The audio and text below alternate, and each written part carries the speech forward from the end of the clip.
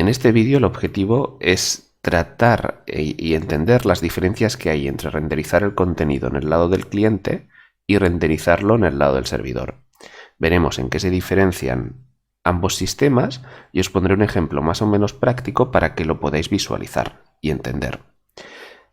Antes, si me lo permitís, vamos a hablar sobre los frameworks frontend, porque yo, al menos a mi parecer, es de dónde sale este debate, de qué es mejor, qué tenemos que utilizar en cada situación.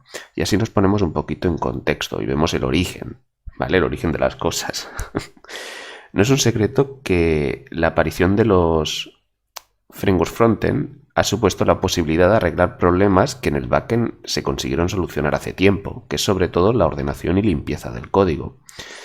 Si cogemos un proyecto web grandecito, ¿vale? Mediano o grande, hecho en Drupal, en PrestaShop, ¿vale?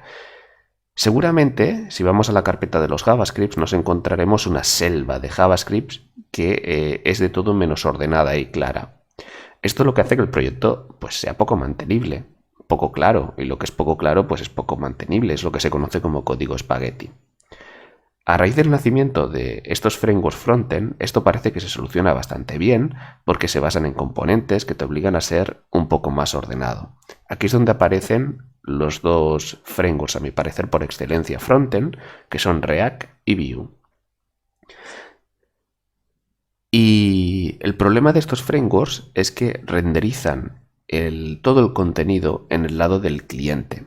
Y esto, como veremos, lo explicaré un poquito más adelante para que lo entendáis, no es válido para todos los proyectos. Entonces se crean otros frameworks que intentan solucionar este problema. Los más populares son Next y Nux. Next es un derivado de React y Nux es un derivado de Vue. Entonces, a partir de todo esto surge el debate. ¿Vale? Surge el debate de qué sistema de renderizado es mejor.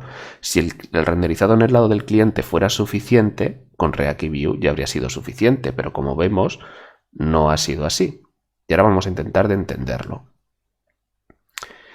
Primero vamos a ver cómo funciona el renderizado en el lado del cliente. ¿Vale? Vamos a intentar entenderlo. ¿Cómo funciona? Pues lo que nosotros hacemos es una petición al servidor y el servidor pues nos devuelve una respuesta. ¿Y qué es esta respuesta?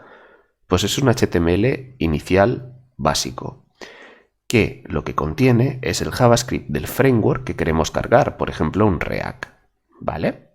Entonces, el navegador interpreta este HTML inicial, cargará el framework y el framework será el encargado de construir la página web como tal, visible, interactiva, funcional con el contenido.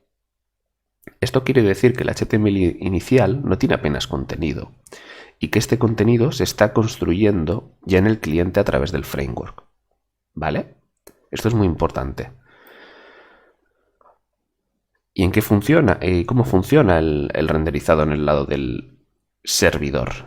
¿Vale? Aquí me he equivocado, puesto cliente es renderizado en el servidor. ¿Vale? Renderizado en el servidor. Vale. Entonces, en este tipo de renderizado, lo que recibimos es la respuesta del servidor, igual que en el anterior caso. La diferencia es que aquí recibimos un HTML completo, con todo el contenido. Entonces, de esta forma, el navegador lo único que tiene que hacer es interpretarlo, no tiene que ejecutar ningún framework que se dedique a construir el contenido y la página, sino que ya con este HTML que recibe del servidor es suficiente para construir la página visible, funcional e interactiva. Ahora, antes de seguir, luego veremos las ventajas e inconvenientes de cada uno, os voy a enseñar un ejemplo. Bueno, un ejemplo, si se le puede llamar ejemplo. Una cosa muy sencillita para visualizarlo. Fijaos que aquí tengo un fichero cliente.html que me imprime un hola mundo. Un fichero server.html que me imprime un hola mundo. Aparentemente los dos son iguales. ¿Cuál es la diferencia?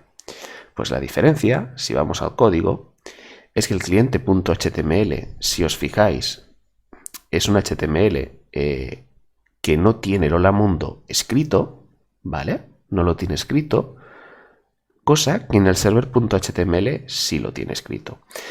Esto sería una simulación, el server.html, bueno, cualquiera de estos HTMLs es una simulación de lo que recibiríamos del servidor. Aquí, en el server.html recibimos el HTML con el contenido, mientras que en el cliente no recibimos el HTML con el contenido. ¿Vale?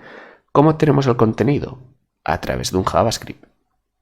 Si nosotros vamos al cliente.js, vemos que es aquí donde se me está construyendo el Holamundo. ¿Vale? La diferencia entonces es esa, que el renderizado en el lado del cliente lo que va a hacer es construir el contenido en el lado del cliente y en el renderizado en el lado del servidor construiremos el contenido en el servidor. ¿Vale? Muy bien, pues vamos a seguir.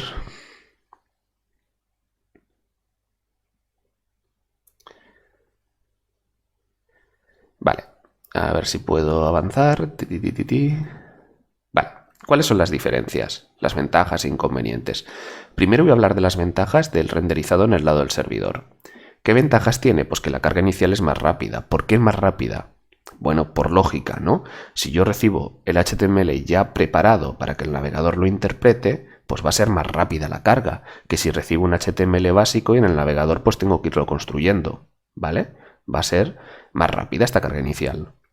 Segunda cosa, el navegador soporta menos esfuerzo. ¿Por qué? Pues porque tiene que hacer menos cosas. Y esto es una ventaja en los países en vías de desarrollo, donde las máquinas pues no tienen, no son suficientemente potentes, ¿no? Y a lo mejor pues esto les supone un sobreesfuerzo. Pues por lo tanto, si todo le venimos dado del servidor, pues ya tendrá mucho menos trabajo. Y para mí esta es la más importante, que es amigable con el SEO. ¿Por qué? Porque cuando un robot de estos de Google entra en nuestra web, hace una petición al servidor, recibe ese HTML, ese contenido, y es el que analiza. ¿Vale? Si el contenido lo generamos en el cliente, pues todo ese contenido generado en el cliente no se va a indexar, porque la araña no va a ser capaz de leerlo. ¿Vale? Y este es el punto más crítico que hizo que nacieran esos dos frameworks que ya expliqué, Next y Nux. ¿Vale? Vale, las ventajas del renderizado en el lado del cliente. Lo primero es que libera carga al servidor y esto a veces es una ventaja, ¿vale?